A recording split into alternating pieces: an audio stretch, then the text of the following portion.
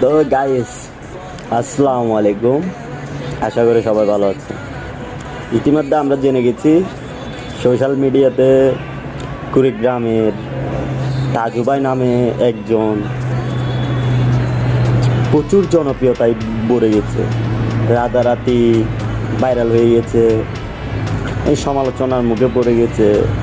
যেখানে বাংলাদেশে এত বিখ্যাত বিখ্যাত সাংবাদিক থাকা সত্ত্বেও এরকম একটা সাধারণ মানুষ কিভাবে ভাইরাল হয়ে গেল, জনসমালোচনা একটু বেশি চলতেছে।